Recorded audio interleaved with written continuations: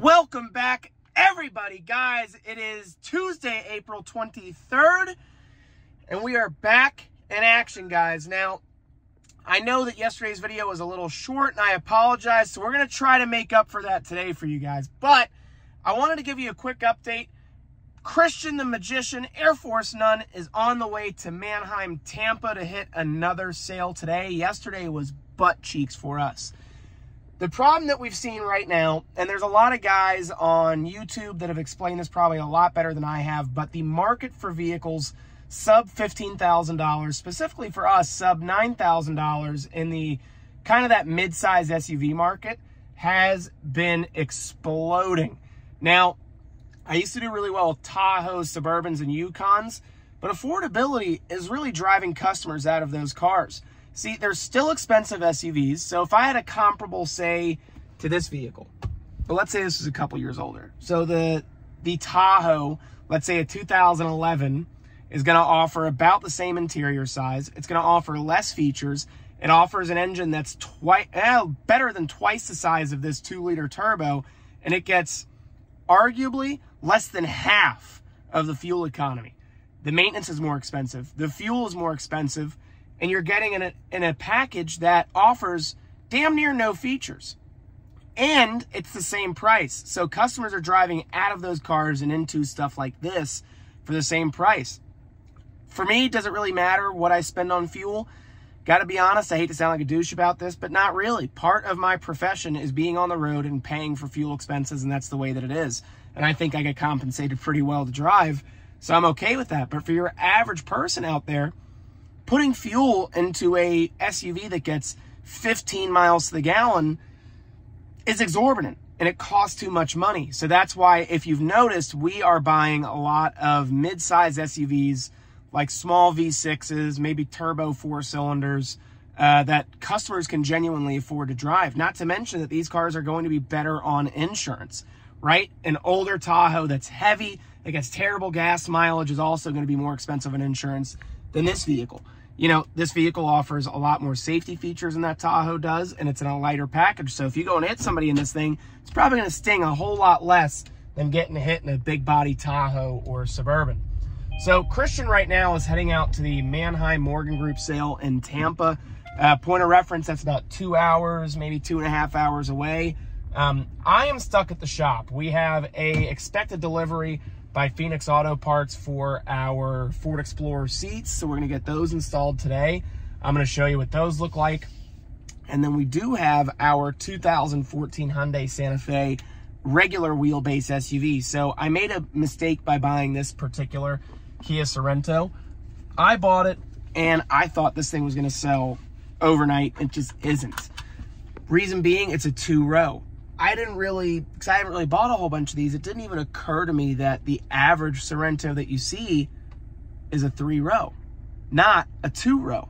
Never occurred to me. So every customer that messages me about this car calls, first question they ask, is that a 3-row or 2-row? I tell them it's a 2, and they say, thank you, but I'm in the market for a 3-row. We do have some options here, but not a whole bunch because they sell instantaneously. So what we have to do now is we have to run to the house, because I forgot to get a couple of things this morning. We got to run to the bank, deposit some cash because our Infiniti G25 sold yesterday.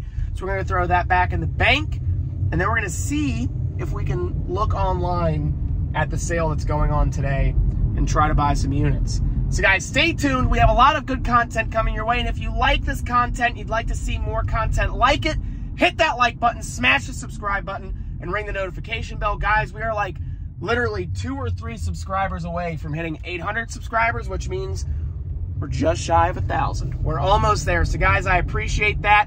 Stay tuned. We're going to try to buy some cars and see if we can make some disappear into other people's driveways. So let's see how today goes. Guys, you cannot make this shit up. Our shop is right here, and this Subaru is right there. Now, if you want to know why, I'll tell you. Can't make this up.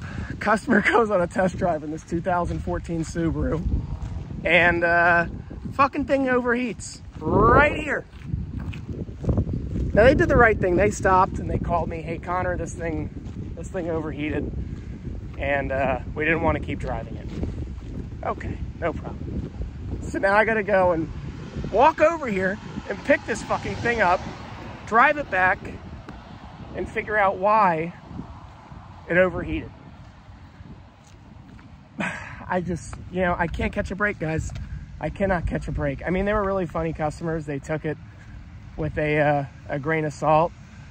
But I'll tell you, man, it is just hilarious, the stuff that happens in this business. You can't even make this stuff up. Like, literally, it's right here. Oh, it's like out of coolant. You can feel it. This thing's empty. No coolant whatsoever. Yeah, there's nothing in here. This thing's bone fucking dry. No wonder it overheated. The oil looks clean. Okay, so we're out of coolant. You know, sometimes being this stupid pisses me off. Because now the car that I could have just had a customer buy isn't buying because of my own stupidity. Guys, this had nothing to do with the customer. This had to do with me being a fucking moron. So now what we're gonna do is we're gonna run real quick. Yeah, check engine lights on now. Shocker. We're gonna run straight to David's side. Check engine, I know it needs to be checked. Motherfucker just ran hot. But it's all right. It is a-okay. Not a big deal, not a big deal at all. But we're gonna fill it with some water and hopefully this thing doesn't go kaboom. All right, guys, this is what's going on right now. We got all of our different lanes up. But in the meantime, this thing is a real peach. Completely out of coolant. Totally empty. It's been a good while. David! Hey, buddy. It's been a good long while since I've had an egg on my face like this during a test drive. Thank God that's not where you check coolant from. Well, just the overflow reservoir is completely empty. And literally when it was on the side of the road, this was... Dude, look at this. Empty, empty. The hose looks blown out and the clamp's not even on. Can we break it on live TV? Yeah, live TV. I mean, I feel like the radiator's probably already cooked anyway. Yeah, we won't break it. And you have good news on the horizon. This big giant Cummins with its poor compression is going up the road.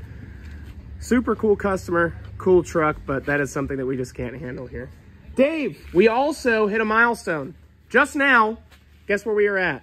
1,000 followers. Tone it back by 200. 800. We're at 800 subscribers on the channel. So good job to all you guys at home. Thank you. But this thing is gonna have to give us a solid run for the money. I just don't know what it is. These Subarus, they sell like hotcakes, but they are a giant pain in my ass.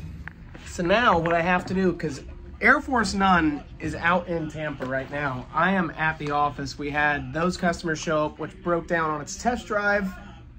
And it's just one of those things. So I had to stay here and wait for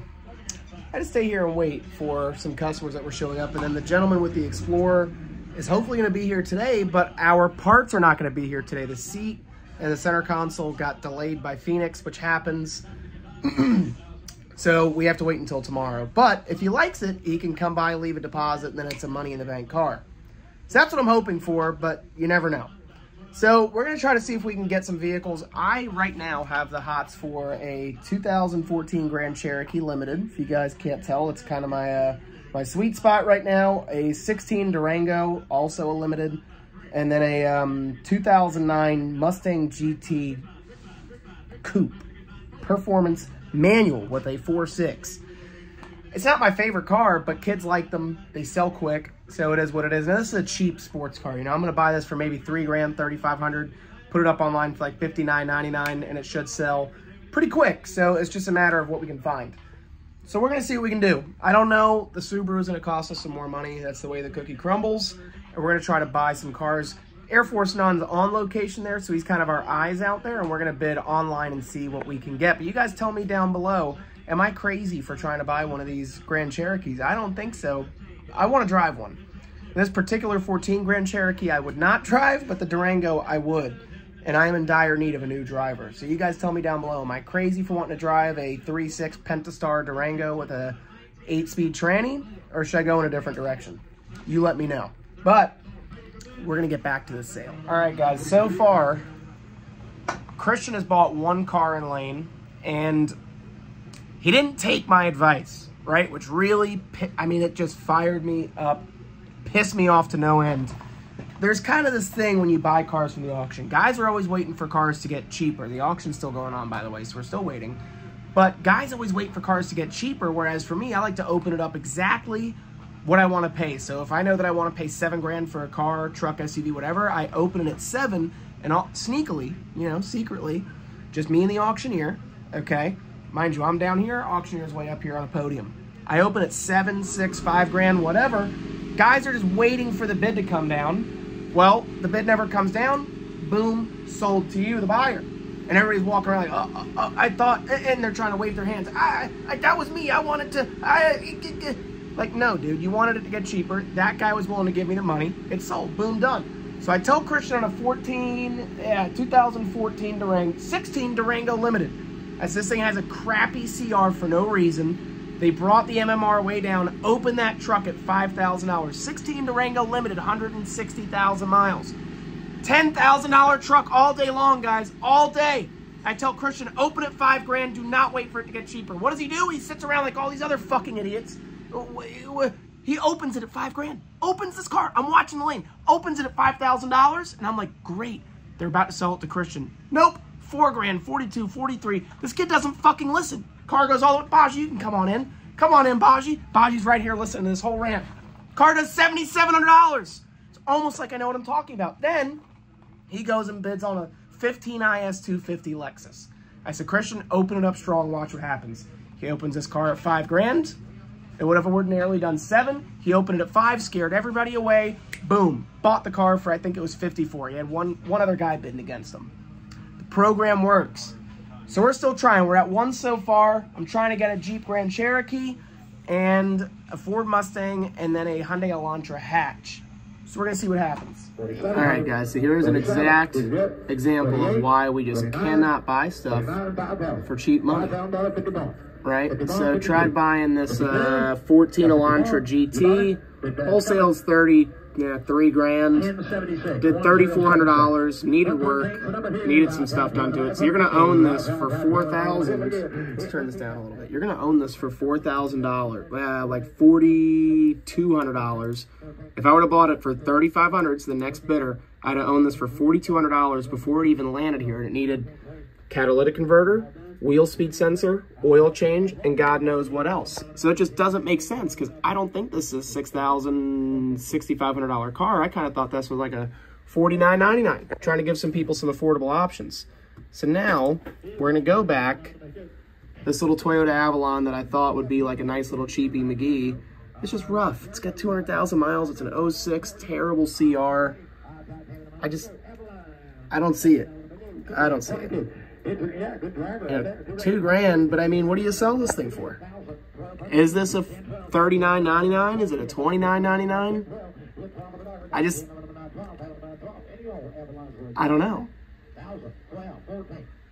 Yeah, and here we go, 14, 15. I mean, I don't really play around with cars like this too often anymore, but I don't know. It just doesn't